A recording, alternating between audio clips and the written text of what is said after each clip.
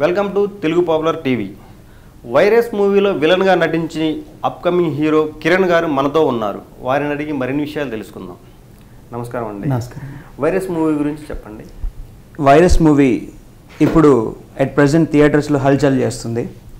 Burning star Sampoornesh Babu గారు హీరోగా, నేను విలన్గా నటించడం జరిగింది.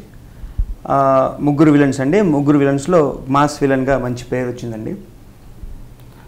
ఓకే, అంటే మీరు మీ జీవితం అంటే ఎప్పటి నుంచి మీరు ఈ సినిమాల రంగంలో?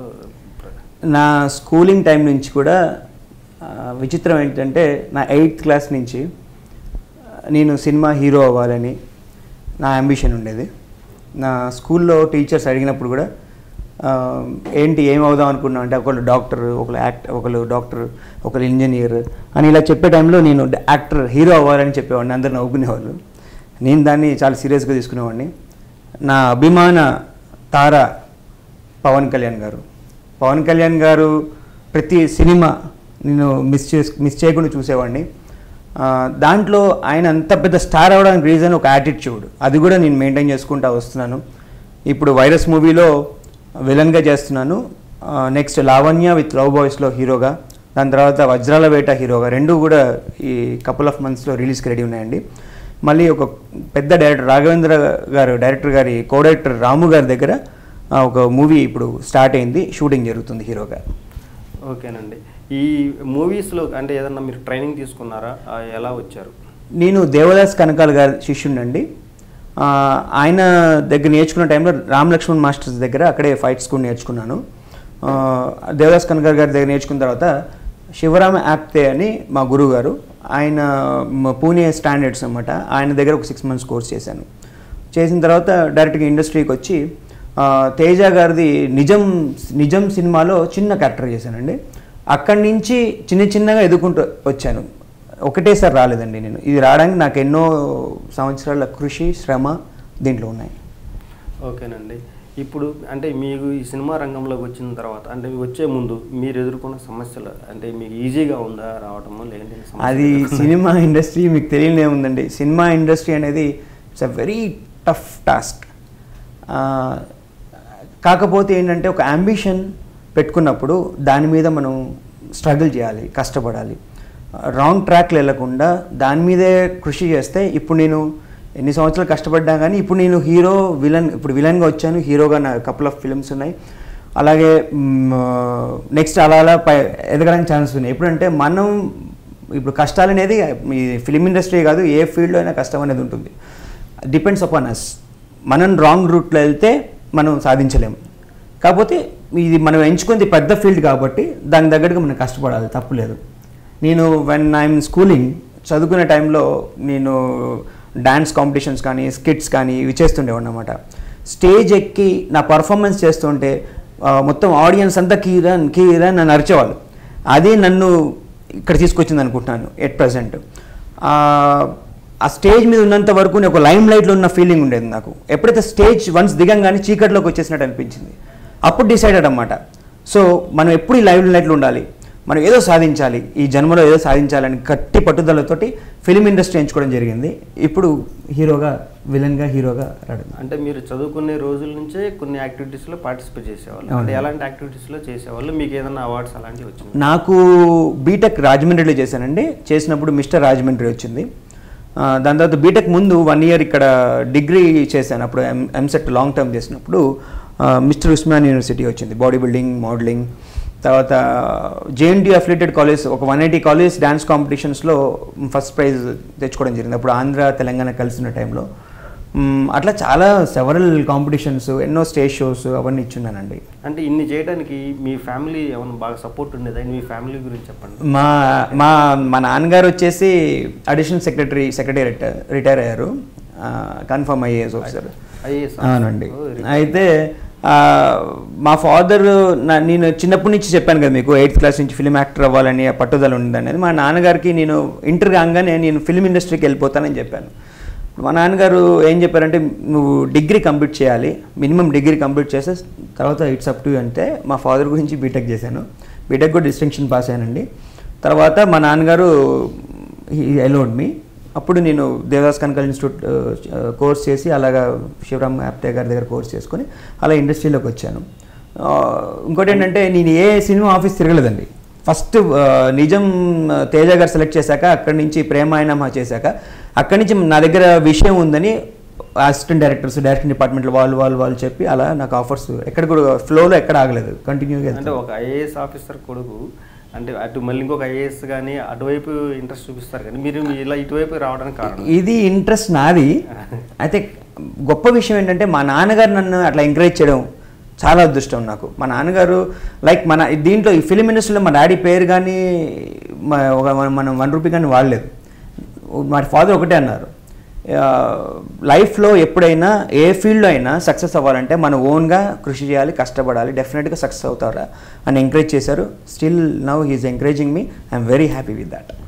అయితే మూవీ రంగంలో అంటే ఇక్కడ మీ ఎంకరేజ్మెంట్ ఎలా ఉంది? మీకు ఎవరన్నా సపోర్ట్ చేసే వాళ్ళు ఎవరున్నారా? మూవీ రంగంలో సపోర్ట్ అంటూ ఏం లేదండి. మన అప్రోచ్ కరెక్ట్గా ఉండాలి. మనం తీసుకున్న సబ్జెక్ట్ కానీ, వెళ్తున్న కంపెనీ కానీ, చేస్తున్న డైరెక్టర్ కానీ వీళ్ళని మనం సెలెక్ట్ చేసుకోవడంలో కరెక్ట్గా ఉండాలి. 99.9% చాలామంది ఫ్రాడ్ ఉంది ఫిలిం ఇండస్ట్రీలో. అయితే వాళ్ళ చేతిలో పడకుండా మంచి వాళ్ళతో వెళ్తే మంచి వాళ్ళు చాలామంది ఉన్నారండి. ఇఫ్ యూ ఆర్ రియల్లీ మంచి టాలెంట్ ఉంటే మన దగ్గర మనల్ని ఆపేవాళ్ళు ఎవరు లేరు. సో మన టాలెంటే మనకు బ్యాక్ సపోర్ట్. అది బాగా గుర్తుపెట్టుకోవాలి. దాని మీద కృషి చేస్తే ఖచ్చితంగా దీనిలో సక్సెస్ కొడతాం. Now I'm on track. Okay okay. అంటే ఈ మధ్య కాలంలో మీకు వచ్చిన ఏదైనా సమస్యలు కానీ ఏదైనా అంటే ఇప్పుడు కాంపిటీషన్ ఎక్కువ ఉన్న వాటిల్లో ఏదన్నా చెప్పండి. ఇప్పుడు సమస్య అంటే ఎదుర్కొన్న నేనే ఎదుర్కొంటడం కాదండి, ఇండస్ట్రీ మొత్తం ఎదుర్కొంటుంది. ఏంటంటే చిన్న సినిమాలకి థియేటర్స్ దొరకట్లేదు, అదే సమస్య. అంటే నాట్ ఓన్లీ నా ఆర్టిస్ట్ పరంగా నా ఆర్టిస్ట్ డిపార్ట్మెంట్ నుంచి మాట్లాడలేదు, 24 క్రాఫ్ట్స్ గురించి మాట్లాడుతున్నాను.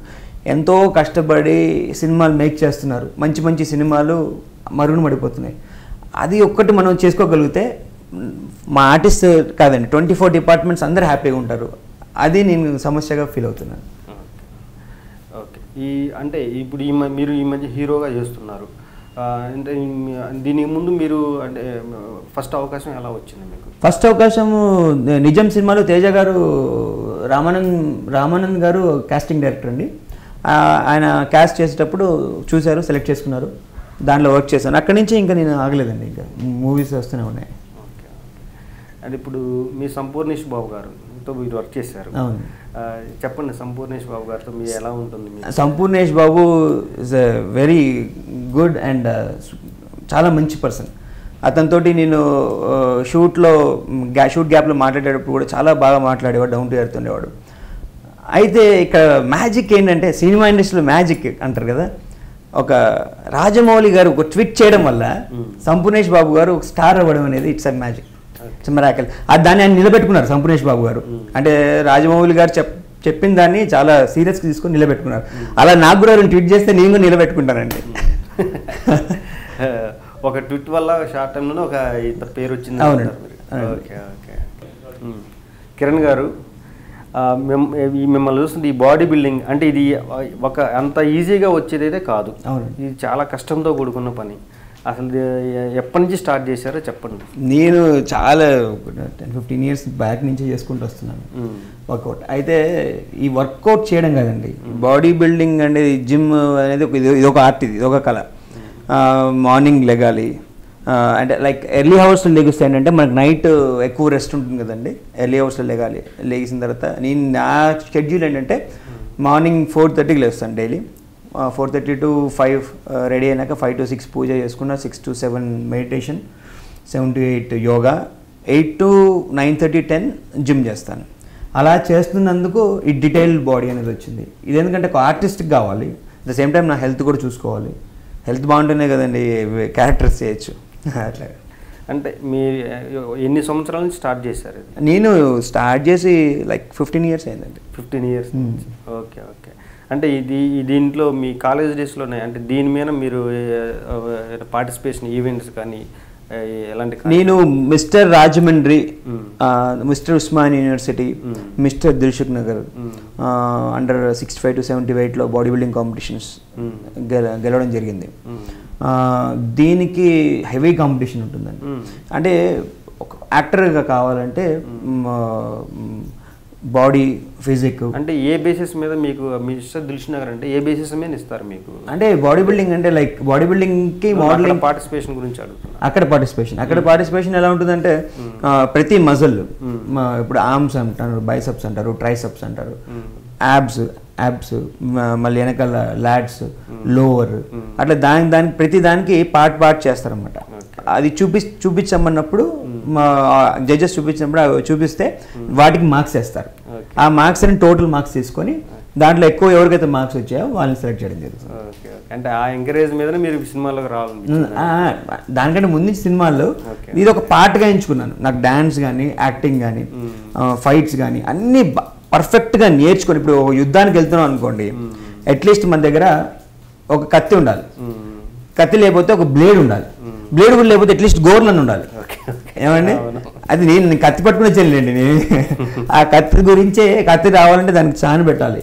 దాంట్లో ఇవన్నీ ప్రక్రియలు, ఇవన్నీ కష్టపడుతూ చేసుకుంటే మనం ఒక కిరణ్ ఒక ఆర్టిస్ట్ తయారయ్యాడు, ఇండస్ట్రీకి వచ్చాడు. ఇప్పుడు ఒక డైరెక్టర్ ఛాన్స్ ఇస్తారండి, ఛాన్స్ ఇవ్వడం చాలా ఈజీ. నాకు అందరూ ఒక్క ఛాన్స్ అంటారు, అది కాదండి. ఆ ఛాన్స్ నిలబెట్టుకోవడం చాలా గ్రేట్. అంటే నేను నా నెక్స్ట్ రాబోయే తరానికి చెప్తున్నాను, మనకు చాలా డెడికేషన్ ఉండాలి దాని మీద.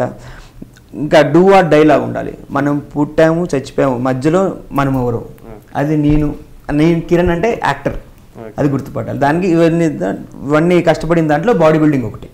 అంటే స్టార్టింగ్ నుంచి అల్టిమేట్ గోల్ ఏంటి అసలు? మీరు అల్టిమేట్ గోల్ ఫిలిం ఇండస్ట్రీలో ఒక ప్రకాష్ రాజ్, ఒక శ్రీహరి, ఒక ఎట్లా అంటే వర్సటైల్ యాక్టర్ అవ్వాలని, ఒక కమల్ హాసన్, ఒక విక్రమ్, ఒక సూర్య.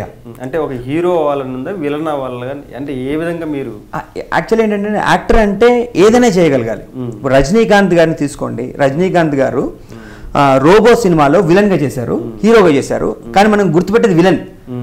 హీరోకు గుర్తుపడతాం కానీ విలన్ అంటే villain will have an number of parameters, hero will have some boundaries. ఏమండి, కానీ ఏదైనా చేయగలగాలి. నేను అనేది ఏంటంటే I want to become a versatile actor, any character చేయాలి, దాంట్లో ఆ సినిమాలో నెంబర్ 1 ర్యాంక్ రావాలి. అంటే మీకు విలన్గా పేరు వచ్చిందా మీ ఫ్రెండ్ సర్కిల్ కానీ? హీరోగా మీరు ఎక్కువ మెచ్చుకునే వాళ్ళ? నన్ను విలన్గా మెచ్చుకున్నారు, హీరో కూడా మెచ్చుకున్నారు. అంటే ఆ క్యారెక్టర్, ఇప్పుడు నేను ఆ క్యారెక్టర్ పండించలేదనుకోండి మెచ్చుకోరు. క్యారెక్టర్ని పండించడం ఇంపార్టెంట్. సంపూర్ణేష్ బాబు గారితో మీరు వర్క్ చేశారు. అవునండి. అసలు ఆ షూటింగ్స్ ఏదన్నా కొన్ని సిచ్యువేషన్స్ అంటే మీరు ఎలా కోఆపరేషన్ ఉండేది మీకు? సంపూర్ణేష్ బాబుతో మీరు ఎలా గడిపారు వాటి గురించి చెప్పండి. సంపూర్ణేష్ బాబు భయ్య చాలా మంచి అతను. మాకు షూటింగ్ టైంలో గ్యాప్ ఉన్నప్పుడు మాట్లాడుకునేవాళ్ళం. ఏంటి భయ్య అసలు ఏంటి నువ్వు ఎట్లా వచ్చావు సడన్గా అది అంటే, ఆయన బాబు చాలా క్లియర్గా చెప్పేవాడు, చాలా ట్రాన్స్పరెంట్గా మాట్లాడేవాడు. నేను వాళ్ళ ఊర్లో అతను ఏం లేనప్పుడు నేను ఒక స్పెసిఫిక్గా ఉండాలి, నాకంటూ ఒక పేరు రావాలని ఒక అమ్మాయి వేషం వేసుకుని తిరిగాడంట వాళ్ళ ఊర్లో. బావి దగ్గర కూర్చొని డ్రింక్ చేసేవాడంట. అంటే ఆయన చూసారా, ఆయనకి ఆ ప్యాషన్ ఉంది. ఆ ప్యాషన్ తోటి ఇండస్ట్రీలో రావడం జరిగింది. ఇండస్ట్రీలో నేనంటూ ఒక డిఫరెంట్గా ఉండాలి అని, అది నేను సంపూర్ణేష్ బాబు భయ్య మాట్లాడుకునేవి సంభాషణ. ఎలాంటి యాక్టివిటీస్ చేసేవాళ్ళు ఆయన? అది ఫర్ ఎగ్జాంపుల్ మీరు చెప్పారు, ఇంకా ఏమేమి చేసిందో అంటే ఇవి రెండు చెప్పారు నాకు, ఇవి రెండు చెప్పారు. దాని తర్వాత అలా అనుకుని ఫిలిం ఇండస్ట్రీకి వచ్చారు. ఆయన కూడా చాలా స్ట్రగుల్ చేశారండి అనుకుంటాం, కానీ పాపం ఆయన కూడా చాలా స్ట్రగుల్ చేశారు. ఆయన అదృష్టం ఏంటంటే ఇందాక చెప్పినట్టు రాజమౌళి గారు ట్వీట్ చేయడం, అదే చెప్పారు, రాజమౌళి గారు ట్వీట్ చేయడం, ఆ ట్వీట్ ఆయన లైఫ్నే మార్చేసింది. అంటే ఒక్కొక్కరికి ఒక రాసి ఉంటుంది అలాగే. అంటే ఒక సినిమా కూడా హిట్ అవ్వకుండా స్టార్ అయిపోయారు ఆయన. దాని గురించి మీరేమంటారు? అంటే అఫ్ కోర్స్ మీరు అన్నది కరెక్టే, కాకపోతే ఏంటంటే ఆడియన్స్ ఎలాంటి వాళ్ళంటే వాళ్ళకి, ఇప్పుడు పవన్ కళ్యాణ్ గారిని తీసుకోండి, పవన్ కళ్యాణ్ గారు అసలు ఆయన ఎవరు అందుకోలేరు, ఆయనకున్న స్టార్డమ్ అది ఇంపాసిబుల్, ఆయనకి అన్ని అలా కలిసి వచ్చాయి. విషయం ఏంటంటే పవన్ కళ్యాణ్ గారు అంత పెద్ద స్టార్ అవ్వడం కంటే ఆయనలో ఒక దేవుడు ఉన్నాడండి, ఒక దేవుడు. ఒక మాటలు చెప్పాలంటే ఆయన మాట సరిపోవట్లేదు ఆయన గురించి మాట్లాడాలంటే. ఒక ఆర్టిస్ట్, ఒక హీరో స్టార్డమ్ చూపించుకోవాలి, నేను హీరోని, అలాంటిది ఏం లేదండి. ఆయన హీరో, ఆయన దాటేశారు అవన్నీ. ఆయన ఒక మానవత్వం, ఒక మనిషికి సహాయం చేసే ఇది. ఆయన గురించి కొన్ని ఆర్టికల్స్ చదువుతుంటే నేను ఏడ్చేసానండి ఒక 2-3 సార్లు. అసలు అలాంటి అతను. మీకు పవన్ కళ్యాణ్ గారి మీద అంత అటాచ్మెంట్ ఉన్నప్పుడు మీ ఇద్దరి మధ్య చెప్పండి, మీ ఇద్దరు ఆయనతో మీకు ఉన్న అటాచ్మెంట్ గురించి. సార్ పవన్ కళ్యాణ్ గారు ఆయన దేవుడు సార్, నిజంగా దేవుడు సార్. నేను ఆయన గురించి ఆర్టికల్స్, పెద్ద పెద్ద ఆర్టికల్స్ చదివేటప్పుడు కానీ చాలా ఇన్స్పైర్ అయ్యానండి. ఆయన గురించి ఆర్టికల్స్ చూడడం, నేను ఆయనకున్న ప్రజాదరణ మామూలుది కాదండి. అది ఎట్లా వస్తుందంటే అది ఆయన from his bottom of his heart is working. ఏమండి, ఒక కిడ్నీ బాధితులుంటే అక్కడికి వెళ్ళాల్సిన అవసరం ఏంటండి ఆయనకి? ఏమండి, ఒక రాష్ట్రం గురించి, తెలుగు రాష్ట్రం గురించి ఎందుకు అంత పోరాడాల్సిన అవసరం ఏంటండి? అసలు మా ఇండస్ట్రీకి మా దేవుడు మా పవన్ కళ్యాణ్ అండి. పవన్ కళ్యాణ్ గురించి మాట్లాడుతూనే నా హార్ట్ బీట్ పెరిగిపోతుందండి. నిజంగా నేను ఆర్టిస్ట్ని అయ్యి ఉండి నేను 2-3 సార్లు ఆయన చూశానండి దూరం నుంచి. ఆయనతో నాకు వర్క్ చేసే ఛాన్స్ వస్తుందని నాకు ఒక ఇది ఏమో చూద్దాం ఫ్యూచర్లో. నా హార్డ్ వర్క్ నేను చేస్తున్నాను. కానీ పవన్ కళ్యాణ్ గారు ఆయన గురించి ఒక్కొక్క ఆర్టికల్ చదువుతుంటే నేను ఆయన మూవీస్ ఏది కూడా మిస్ కానండి. ప్రతి ఫిలిం చూస్తానండి ఆయనది. అది ఆయన ఇచ్చే స్పీచ్, ఆయన మాట్లాడుతుంటే ఇట్లా వెంట్రుకలు లేచి నిలబడతాయి. ఆయన అసలు ఆయన గురించి ఎలా మాట్లాడాలి అసలు మీరు నన్ను ఒకసారి అలా తీసుకెళ్ళిపోయారు, ఒక చోటకి తీసుకెళ్ళిపోయారు. Like Pawan Kalyan garu is a god to our film industry.